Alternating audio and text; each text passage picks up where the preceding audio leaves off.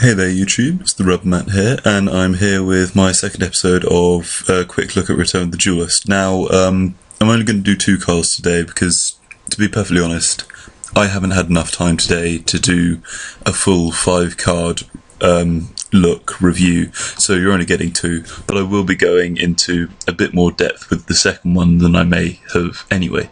So, the first card we've got today is, well, I just love the name, Doggy? Is that my dog? Yeah, anyway, if you control a face-up level 1 monster, add 1 level 1 monster from your deck to your hand. During the end phase, if you do not normal summon a card with the same name as the added monster this turn, you take 2000 damage. At first, you're not sure really what you can do with it. It's a very good searcher. One of the things it can be used for is searching the pieces of Exodia to a hand in an Exodia deck.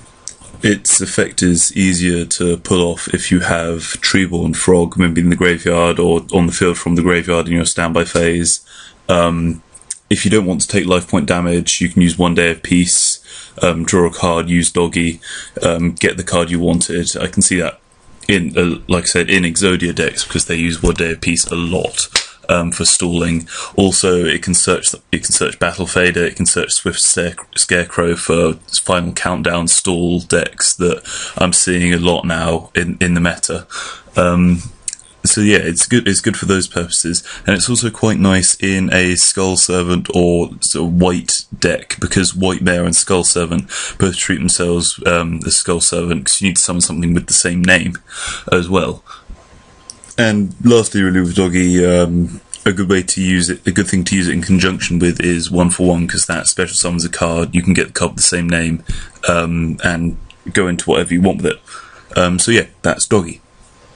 Now, the second card I'm going to look at today is Galaxy Queen's Light, and I mentioned this card last week when I was talking about Super Robo Galaxy Destroyer, and this card is pretty much the main way to get it out, and the obvious thing you can glean from its effect is that it's going to make high rank Ixie summoning a lot easier. So target 1 face up level 7 monster or higher, target 1 face up level 7 or higher monster you control.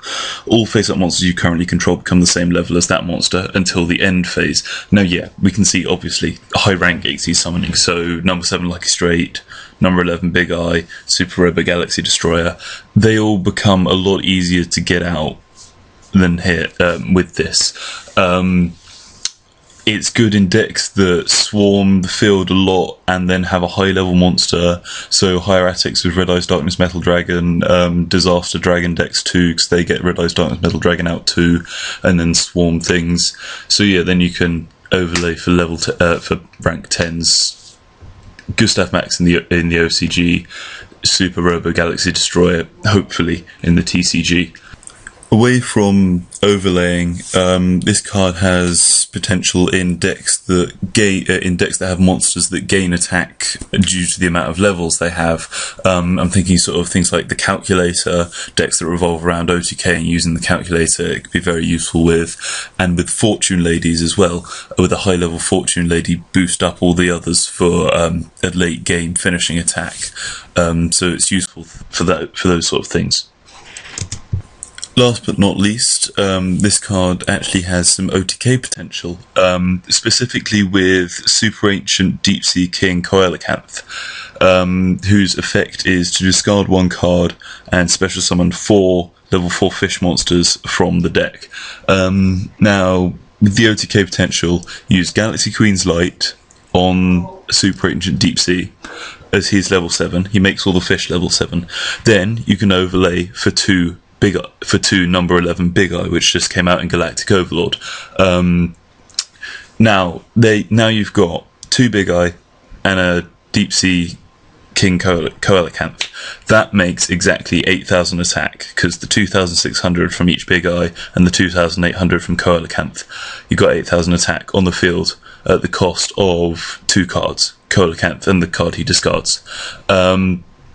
And now you've got a huge field advantage because Big Eye can take control of other monsters. So an OTK potential with that. I'm going to try and make that deck and possibly do a profile on it this week so I can show you the strengths and weaknesses of it. But yes, I think Galaxy Queen's Light is a card with a lot of potential. not only with overlaying, but with other strategies as well. So that's it from me today. RubberMant out.